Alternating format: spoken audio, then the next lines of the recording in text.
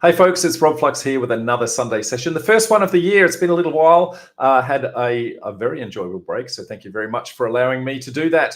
Now, today is a very interesting topic. We're going to be talking about the recent ban of engineered stone, which a lot of you would know by many, many names: Caesar stone, Essa stone, and a whole bunch of other products out there. But many of you may not actually have been aware that a recent ban has come into place, and all the way across Australia, you are no longer going to be able to use this product from the 1st of July this year, which has a massive, massive impact on anything that we're doing in the construction world. Now, in order to help us navigate what that means, how it works, and all those sorts of things, I have a very special guest. So Tania from TK Design. So Tania, welcome to the show.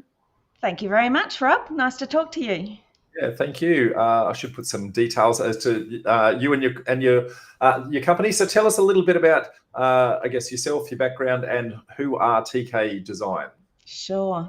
So I've been working in the industry for 20 plus years now, and I started working with a major kitchen company in Adelaide for a number of years before I moved out and started TK Design, which is basically geared up to help people plan their spaces and work with a number of people without limitations. So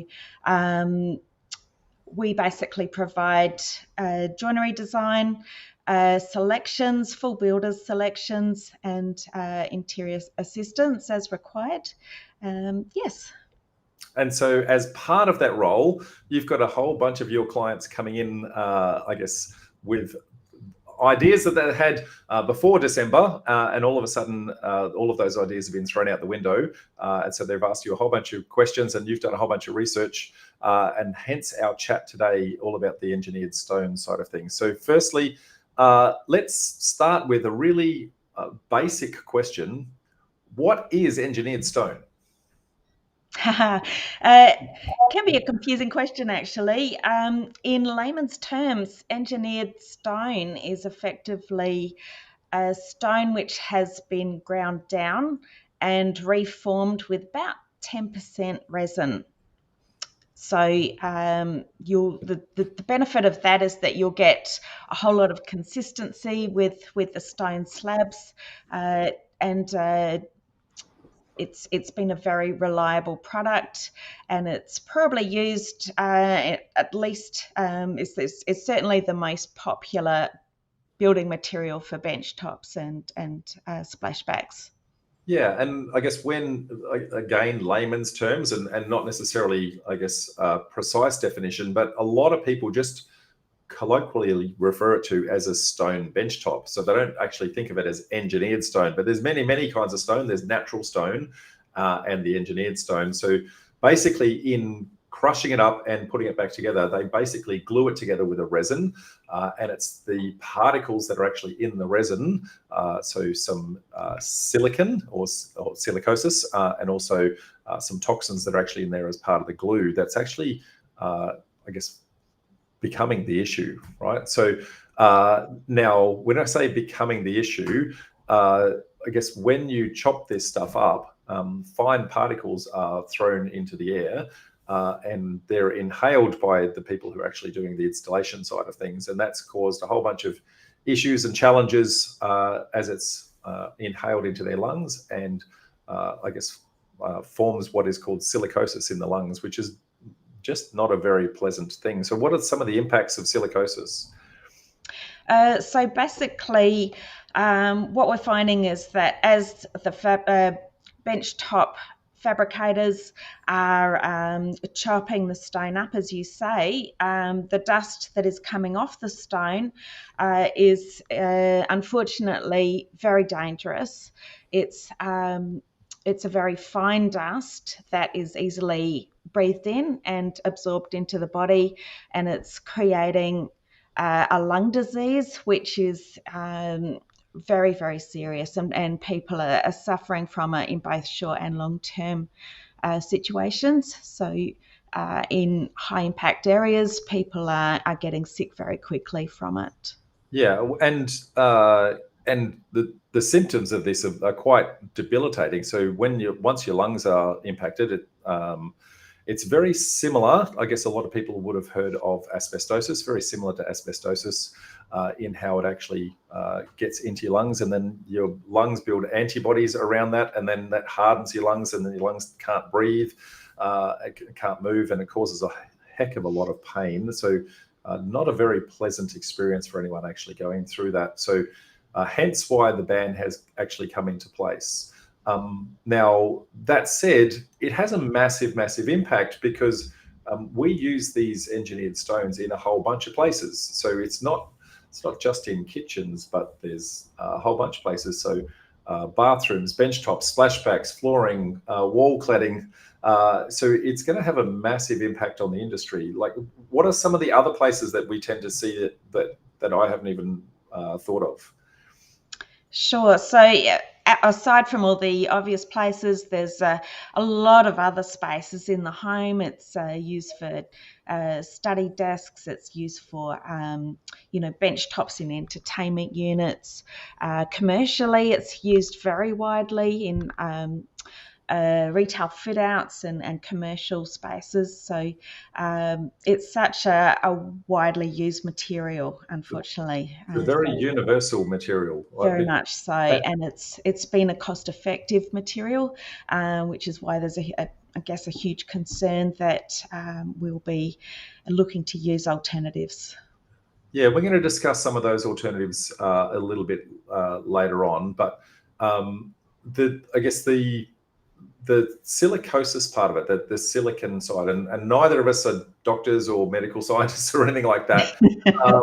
But look, because it's when it's being chopped that's actually the danger. When it's actually installed and it's I guess in situation, it is very, very, very safe. So if you have this product out there and it's on your bench top, and I've got some, and I'm sure most of you at home have actually got stuff, it is perfectly fine to live there for an eon. But it's when you carve it up, when you chop it up and it actually goes into the fine particles, that's where the danger actually lies. So for anyone out there who's got this installed already and has had it sitting there for years, you don't need to stress over it. There's nothing to worry about. But if you're doing a reno and you're needing to, maybe you're wanting to resurface it or polish it or something along those lines, that's where you're going to have to be very super careful. That's exactly right, Rob. It's extremely safe when it's in your home, as long as you're not trying to chop it up yourself or put holes in it to add additional taps and things like that. Then it's actually very safe. And even in removal, it's as long as you're using a tradesperson who is using the correct material, correct safety gear, then there's absolutely no reason why you can't have engineered stone in your home quite safely. So there's no repercussions. Yeah, well, the thing that has made it such a flexible and versatile product and why it's used in so many places is because it's, I guess, formed, it can actually be shaped into all sorts of creative outcomes, and it can also, so that they're going to put that into some sort of framework as they lay it and form it, and then they can then carve it and chop holes in and do sorts of really nice things to it to get all sorts of outcomes. So the question will be, and the big question will be alternatives, and we'll talk to some of those alternatives in a sec. But I mean, we're talking up the dangers of the product, but there is actually safe work handling procedures for this. Is that correct? Absolutely. I guess that's one of my frustrations, Rob. The material can be handled safely. There's a series of wet cutting techniques. You can actually cut the stone within a protected environment. The water stops the dust from moving into the air and being inhaled, as well as workers need to protect themselves with masks. So a little bit like asbestos, when handled correctly, as long as you're wearing safety gear and using the correct safety measures, then it's actually fairly low risk. Yeah, but that said, I guess the dangers of this and the awareness of this have come into light in the last couple of years with, I guess, some prominent news stories on A Current Affair and 60 Minutes and a whole bunch of other things like that, where it's actually become, I guess, more widely known that unsafe handling practices are actually causing challenges, including all the way through to death, and quite painful deaths, because of the fact that, as I said, the lungs actually start to harden. And it's because of all of that, that even though there are safe work handling practices, Safe Work Australia, I guess, got together on the 13th of December last year, so not that long ago, and the ministers involved actually made an executive decision and said, well, even though there are safe work handling practices, they are actually going to ban the product Australia-wide as of the 1st of July 2024, which is not that far away. Now, in doing so, there's, I guess, a transition period in order to get there. So clearly anything that's in situ or being installed between now and then is still allowed to actually go in place. There's also, from my understanding, if you signed a contract for the installation of this product before the 13th of December, then that is exempt. But that's going to be a little bit tricky when a whole bunch of manufacturers are actually starting to shut down their manufacturing plants. So it's going to have a massive impact on the industry. Absolutely. I guess any contracts that have already been signed are safe to proceed without exemption. That they'll be fully exempt from the ban. But any selections that have been done since then and contracts that are signed since that time will be subject to a ban. So I guess the trick will be making sure that any engineered stone has currently been specified. It will need to be installed, completely finished, installed before the 1st of July when the ban kicks in. It will actually become illegal to fabricate stone and install stone from that time. Yeah, unless your contract was signed prior to that 13th of December. So that's the exemption. Now, what that means, tricky part for everybody out there. So there's going to be a whole bunch of implications. So there's going to be manufacturers who are starting to slowly ramp down their manufacturing. There's going to be, I guess, the people that are actually supplying the stone in the first place, that the number of suppliers are actually going to diminish because they're going to want to use down their stock. So being able to even complete a project between now and the 1st of July is actually going to start to become potentially more expensive as less manufacturers and less stock to actually trade. So we're going to have to start to think about, I guess, the alternatives relatively soon in order to make sure that we can transition well.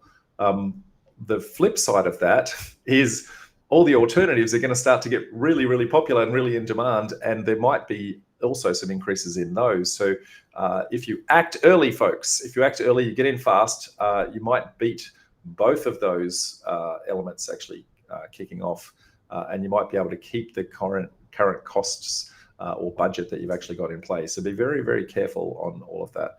Anything else you'd kind of add to that? 100%.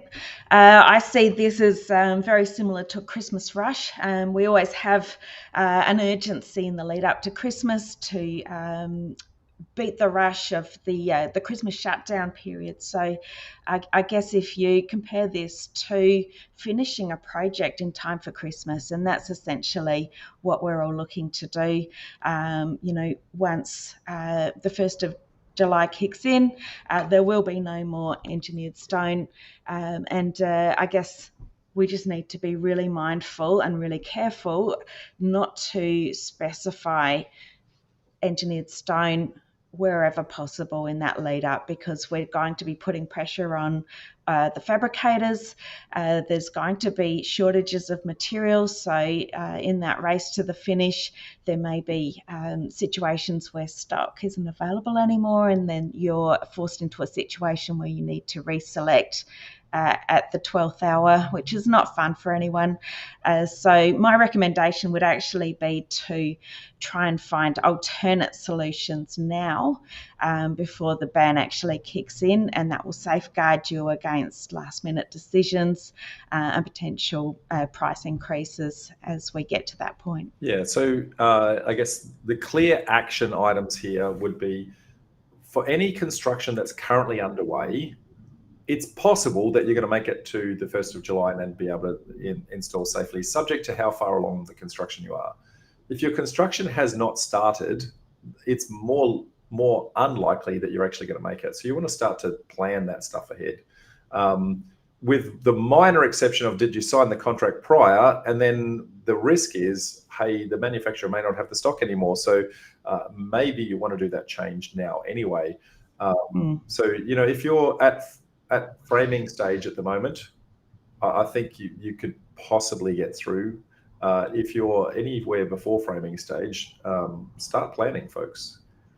100%. Some of the products are already being removed from range. So, for example, Laminex has pulled their Stone range off market.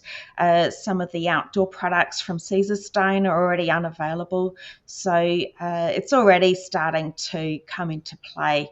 I'm finding I'm doing reselections now for projects that I actually specified 6 months ago. So it's frustrating, and we'll be doing more and more of this as we get closer to cut-off point for engineered stone. So you've named a couple of brands there, and we're not trying to pick on brands here. This is really not their fault that this has actually happened. But there'd be some common brand names that we would be familiar with that if we come across it, we should actually be aware of. So what are some of those common brands that we know? So most stone brands have a range of engineered stone.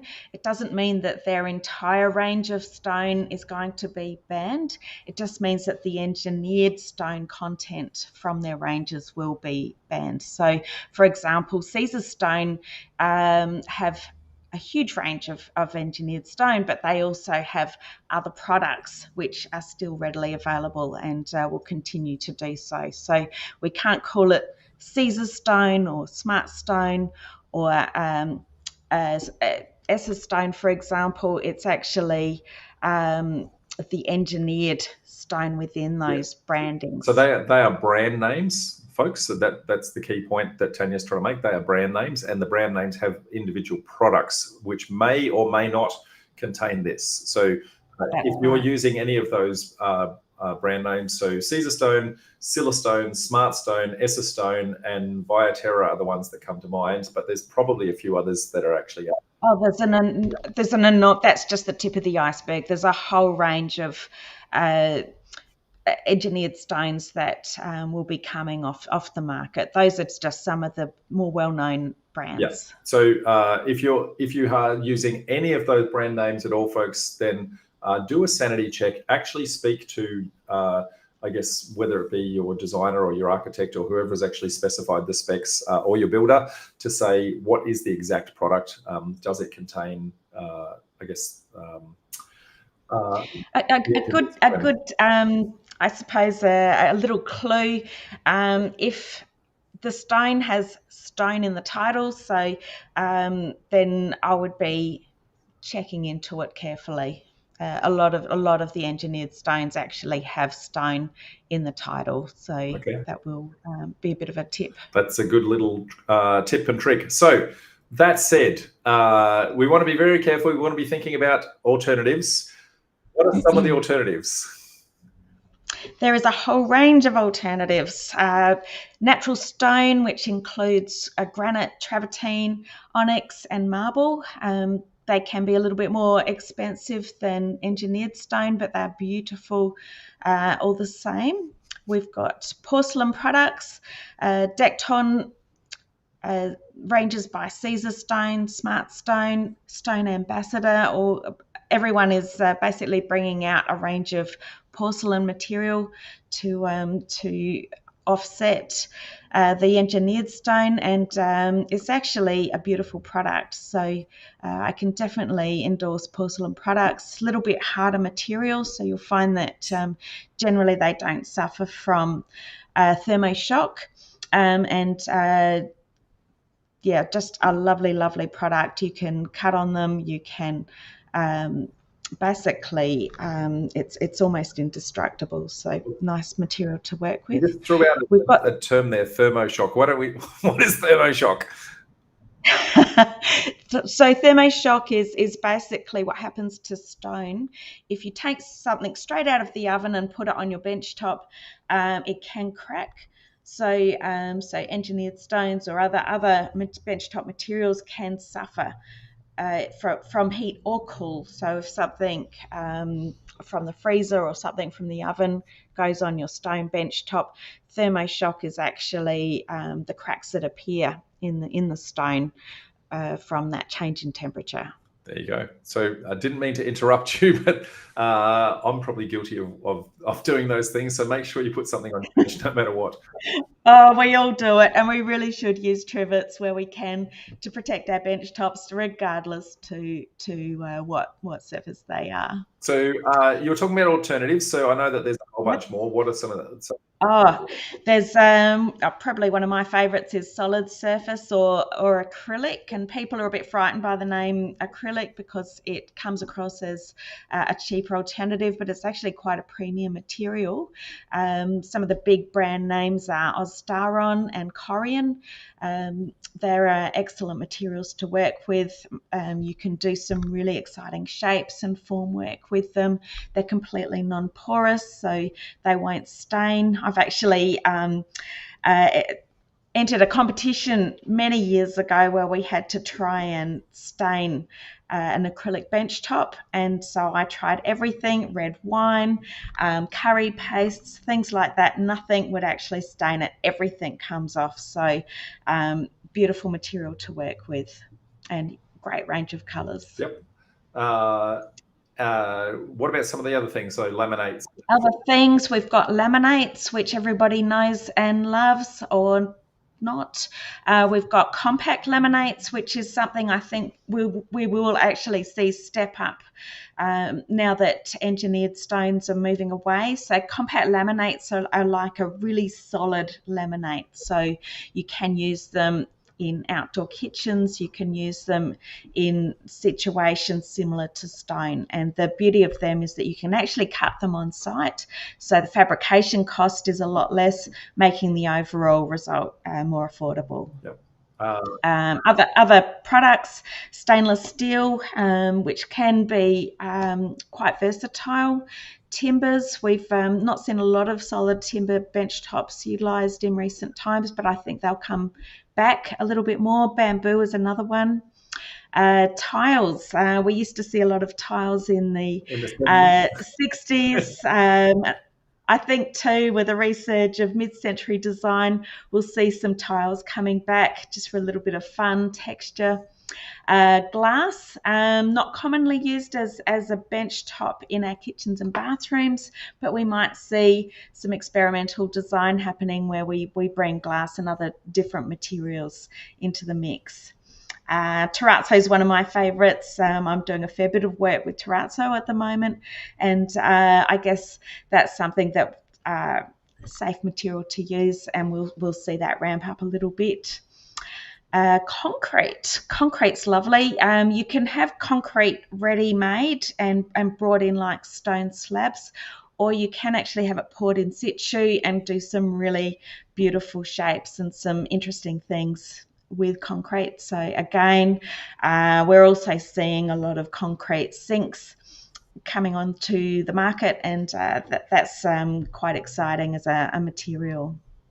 There's also, I think what we'll see is a flood of new materials coming onto the market, including something I saw recently, and I'm looking forward to researching it more, but carbon rock panel, which is basically a panel that looks like marble or stone, and it can be cut on site again. So we can create some really large format slabs, panels, bench tops, relatively inexpensively. Yeah, I don't know the brand name or the product name of this, but I've seen, I guess, rock that is cut wafer thin and is actually super flexible. And I don't know what that product's called, but it looks fantastic. Yeah. Oh, it's exciting, Rob. We're going to see a whole range of new things come onto the market to step into this field, and products that can be bent more easily than what stone can. We'll see some design really being impacted by these new products. So I'm really excited to see what's going to come out next. They're very good. Now, we've mentioned all the different, I guess, alternatives. I think a lot of people are going to be concerned about the sticker shock of some of those alternatives. But let's put some of this into context with regards to just trying to do some price comparisons between what they're actually on at the moment. So if we go kind of back to the start of that list that you were talking about, there's clearly premium products and there's clearly budget products. So we can go above and below, I guess, the current budget points. But how does something like natural stone compare to the current products? So natural stone, if we talk about engineered stone, there's generally a builder's range, which is sort of more your budget end of the market, going right through to your premium. And so quite often you'll have, say, 5 price points within any range. Your natural stone is going to be comparable to your more premium engineered stones. And depending on some of those materials, all your natural stones have a range of price points as well. So I would say the starting point of your naturals come in around the premium end of your engineered stones. Yeah, so if you were putting the premium engineered stone in, then consider things like granite, travertine, onyx, marble, all those sorts, because they're in that range. Yes. Yeah. Products like your porcelain products, they're generally around, say, 10% more than your engineered stones, just as a general rule of thumb. Anything with a vein in it is your premium end of the market. The more simplified the stone is, generally it sits in that lower price point. So that's a good way to gauge where it sits within the price point. Okay. And things like your solid surface acrylics and that sort of stuff? Solid surfaces, they actually, their builder's range is actually very comparable to engineered stone. So I don't see solid surfaces being radically different to your engineered stone pricing. So I think that will be an easy transition to that range of products. Okay. And laminate's one of those things where there's some really good laminate out there. Like we've got the 70s lime green and orange kind of laminate that everyone goes, ooh, what's that about? But laminate has changed a lot. Hasn't it, Justin? Laminates can be a lot of fun, and I think we will see more laminate used in the market.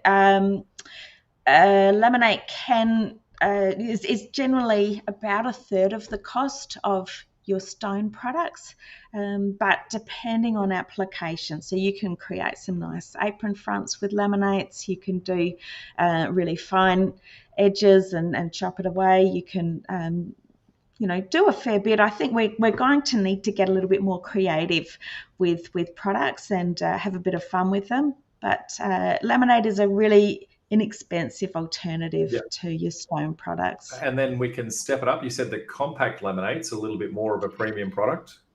Yes, but still in a lesser price point due to, I guess it's actually the fabrication price point that is reduced because with stone you need a stonemason to fabricate it. Can't be cut on site.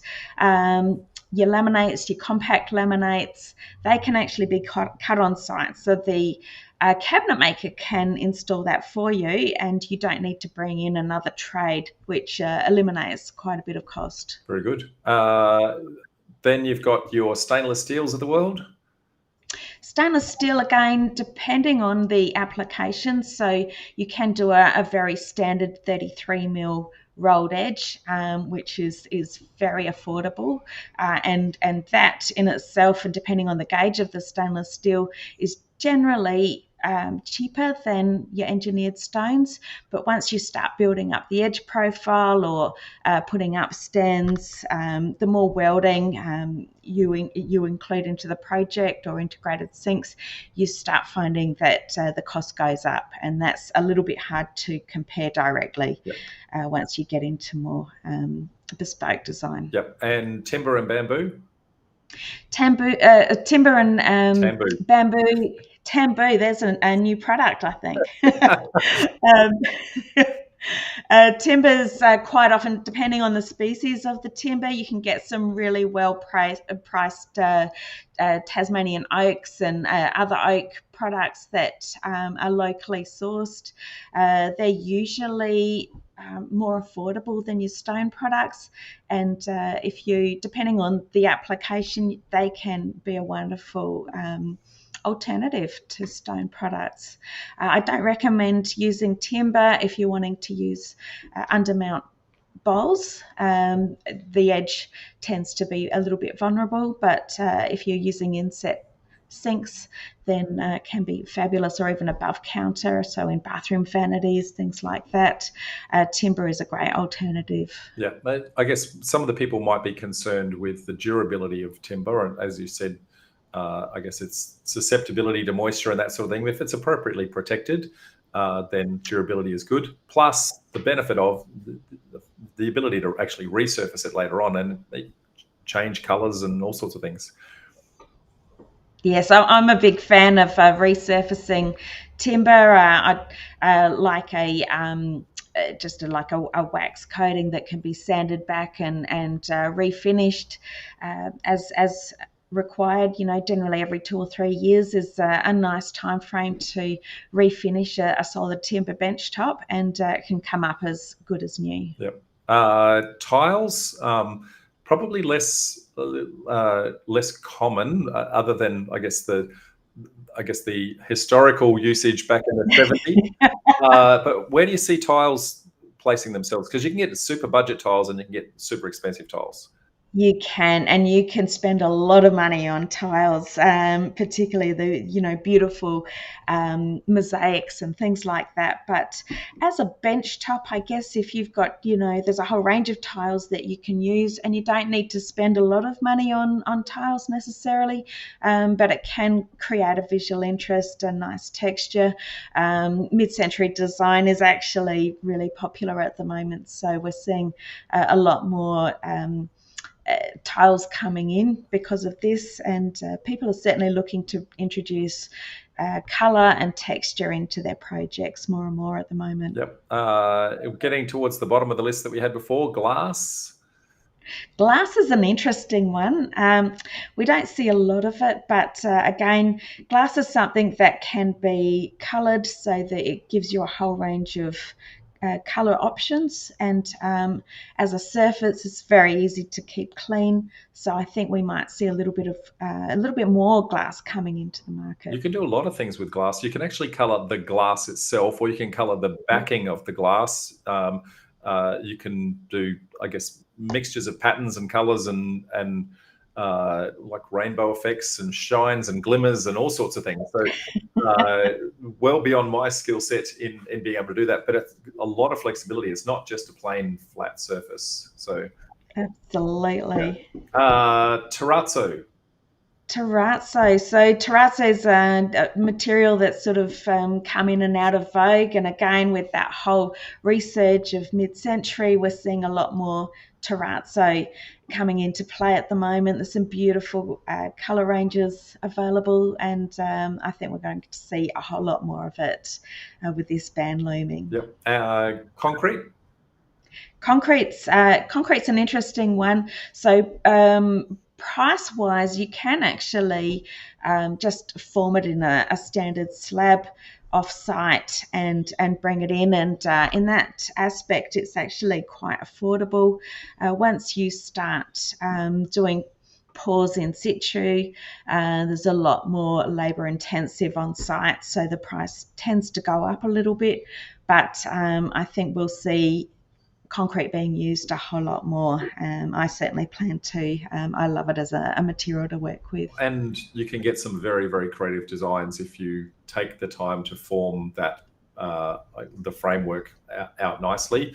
But me thinking about concrete, the only thing I can think about is the old wash basins that we used to have under the house back in the day when the laundry was never part of the house. But we've moved well beyond that, folks. Oh my God, yes. I'm loving the coloured concrete. So there's a whole range of colours that you can now get concrete in. So we're seeing, your pinks, your blues, your greens, not just your standard greys, although greys are still very now. So you can also get your whites. So for people wanting, more traditional colours, I think there's something there for everyone. Yeah. And I guess lucky last is some of the new products that are coming on. You said that, I guess, the carbon rock panels and things like that of the world. Yes, yeah. So I think we will be seeing more panels, and there'll be a whole range of products coming out that will help offset and fill that price point, enabling people to do those multi-res projects or projects that sit in that builder's range, that we don't necessarily want to move into that premium range product. And I think some panels that can be easily manipulated and cut on site are going to be a really good alternative. There you go, folks. So whatever project you're in, wherever you are, I guess the key thing is that there are alternatives that are both cost effective, flexible, good looking. Whilst there are some premium products out there, you don't have to necessarily spend the extra money. The key is to plan ahead. You've got forward notice. You've got effectively 5 months now to kind of plan this out. Don't get caught out at the very last second. So wherever you are in your building stage, actually take the time to make an executive decision to say, look, am I going to push forward with what I've got and run the gauntlet of running out of stock and price points going up and those sorts of things? Or do we actually, make the decision to change products now whilst you've got time and whilst there's not a huge demand on these alternative products, so that you can keep your price points as low as you can? So any parting words, Tania, that you'd like to suggest to people, ideas, tips and tricks? Yes, I guess the best thing to do is to, if in doubt, check it out. And the places to talk to, it's generally best to talk to your local people. So Safe Work Australia is the big one. If you go to their website, which is safeworkaustralia.com.au, and you can see that there on the screen, that's a really good guideline as to what you can do moving forward. Hell of a lot of information. I recommend a full weekend to get through that lot. You've got your local associations, so the housing industry, HIA, that we all know and love, the MBA, which is the Master Builders Association, KBDI, the Kitchen and Bathroom Designers Institute, and the IFA if you've got any commercial questions. All of these associations are available to you in your local area, and they're all very happy to answer questions and help us move forward in the transition towards engineered stone ban. Yeah, very good. Well, Tania, thank you very much for your assistance in explaining those issues and challenges and some of the things that we can consider as alternatives. Now, Tania, you're going to be presenting for us. You're based in Adelaide. You're going to be presenting for us in Adelaide in the upcoming months at one of our meetups. Now, we run these meetups, folks, all the way around the country. We do them both physical and also live stream. So no matter where you are in the country, you can dial into an event pretty much every weekend of the year. So we run these in Brisbane, Sydney, Melbourne and Adelaide. If you are keen to come to one of those, click on the links below. We would love to see you at one of our events. Tania, thank you very, very much for all your assistance today. And I look forward to, speaking to you again in person in Adelaide in the next couple of months or so. Till then, folks. Fantastic. Thanks for having me, Rob. No worries. Thank you. Bye for now. Bye-bye.